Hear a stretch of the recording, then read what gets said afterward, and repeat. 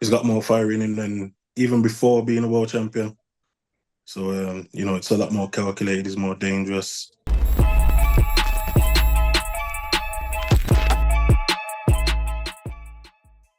Danny Gathon here, pro boxing fans, delighted to be joined by Hosea Stewart. Hosea, thanks for giving me a bit of your time. It's dinner Yeah, time, so I appreciate you're probably very busy. How are you doing? yeah, I'm all good, thank you. Just getting by, and taking every day as it comes. That's all we can do. Hosea, been a while since you've been in the ring, coming up to a year and a few months since a draw Mm. against Lamar Griggs last time out. What have you been up to? Talk with people. I've not seen too many interviews from you. I know you've been doing plenty of sparring, which we will come on to, but yeah, how's things been going? Yeah, just been sorting a lot out behind the scenes. Just putting a few ones and twos together, making sure that when we do come back, everything can just run smooth then. And we can keep the activity up, be busy, be in the fights that we want to be in, most importantly. Is that the key when you look back at some of the fights that didn't go your way? Reflect on your two fights with Franklin and Ignatius, the draw I mentioned. You weren't the most active, especially for a heavyweight who's had Mm. as little fights as you had. I know any fighter you speak to them, they'll want to be out, in the early stages every couple of months, every few months. You were never Mm. afforded that luxury. Is that why you think some of the fights maybe people from the outside looking in were expecting you to win didn't perhaps go your way? Possibly, yeah. It's definitely a big part, especially coming off being an amateur. I was extremely busy. In my first 2 years, I had 17 fights. So, I was active. I was out every couple of weeks. And that's how I want to be. I'm a fighting man. I want to fight and I want to be in good fights, the kind of fights that excite you and stuff. So it's very frustrating when, you're waiting around. You're constantly in the gym. And because you're constantly in the gym, you don't really get to taper down or peak to your performance for each fight. It's just literally in the gym, in the gym, in the gym, chipping away.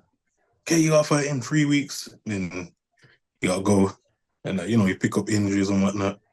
Obviously, some of those results I still don't agree with, but it is what it is. What's done is done. You can't change that. But yeah. So working from now, the main plan is get everything tied up and then just be active and just attack it from there. Really. You touch on when you're in the gym and you don't necessarily have a date. I've heard a lot of fighters say without a date, they really struggle. They really struggle to dedicate themselves fully to their training. They don't have that sense of direction. Is that something you would echo? Are you a fighter who you'll do your best Um, work behind closed doors with a date in mind and an actual goal, a man in the other corner? yeah, not exactly. Don't get me wrong. It always helps, 100%. Because like I say, you want to peak to your performance, peak for your performance. Sorry. So if I know I'm fighting in 6 weeks, my training can go hand in hand with that. And then we can work on certain things leading up, and then you can push at certain points. And come fight week, everything you should be firing on all cylinders. But when you're just in the gym constantly, constantly, constantly, it's good because obviously building up your general fitness, good muscle memory. You're working on things with your coach. You're getting confident and comfortable. But as I say, when you don't like, when you're hearing whispers of a date, and you pick it up, and it's got a drop, and you pick it up again, you start picking up injuries. Obviously, when you're not tailoring your strength and conditioning towards a fight or just building up strength in between camps and whatnot, again, you can pick up injuries and, stuff like that. Your body starts to wear down naturally because it's just constant go. And, being heavyweights with big guys, man. So things have to be done right. There needs to be planning and preparation. But obviously, you always got to be ready either way. My whole thing is I just want to fight. Absolutely, Jose. As I say, it's been well over a year now. Are there Yeah, any very interesting. conversations ongoing? Is there any idea on when you might be back?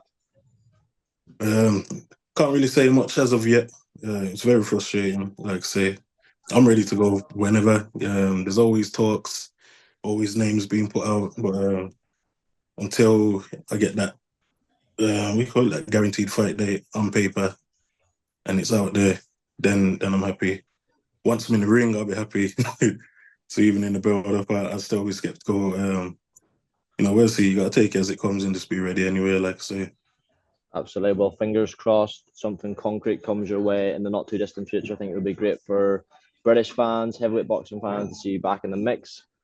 As I say, you've been keeping busy. You've been with some good company. You've been sparring Daniel Dubois in preparation for a fight with Anthony Joshua in 10 days' time.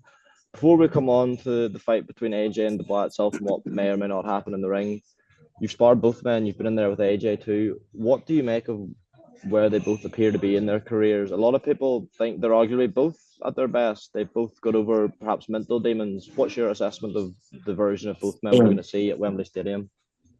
Yeah, I agree. Starting with AJ, obviously he's always at the pinnacle of the sport, really, being a two-time heavyweight champion and Olympic champion, the list goes on. He's always in that top three bracket.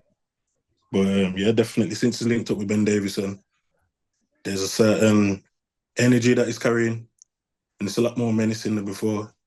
Even when people say, "Oh, after the Ruiz lost, he lost it," he didn't lose it. He was still there, but it was just a bit more cautious, a different style change. Whereas now, I feel like he's got more fire in him than even before being a world champion.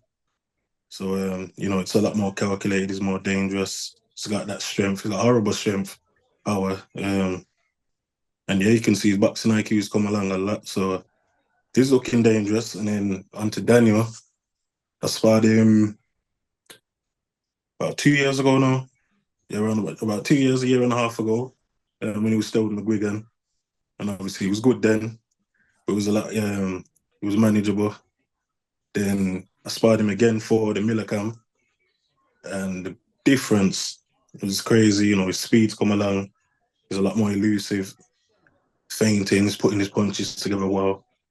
And yeah, he's still punching hard. So it's going to be interesting. And then obviously I've come back again for this camp and he's improved a lot more even since then. So, and he's got something to prove. He's got the belt now. He's against the man, essentially. So he's going to want to retain that and push on and start, being the man for the next generation. But AJ's got other plans. He wants to be Mr. Free Time.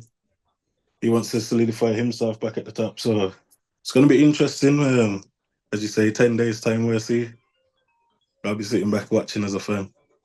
Sitting back watching as a fan, I don't know if I'm putting you in a difficult position here. You can feel free to sit on the fence if you want, but prediction wise, is there any way you're leaning? Who do you make the favourite? Not going the distance, that's all I'm going to say. Either way. I don't think there's too many people who would disagree with that. Just last thing. If it goes the distance, it would just be the spirits taking him through. Because, like I said, the way both men punch, the way their boxing IQ's coming along, the pressure that's on their individual ambitions as well. There's a lot at stake in this fight. It's huge. It's huge. Return to Wembley for AJ, first time for Daniel. So, yeah, there's a lot to prove for both. It's going to be interesting. Very last one. I'm not sure if you've any experience sparring either Tyson Fury or Alexander Usyk, but their rematch, obviously, December 21st. How do you break that one down? A lot of people think Tyson has a lot to do to reverse the result. Again, it's a tough one to call. I haven't shared the ring with either one yet. I'm putting that out there yet. But I'd be leaning towards Usyk. But Fury was looking good at many points in the fight. He looked comfortable. His style was effective. I don't know where it changed or if it was just Usyk took it into his own hands or what. But obviously, then the fight tipped in, the scales tipped in the balance towards Usyk. But again, it will be interesting. They're both top professionals. They know what they need to do.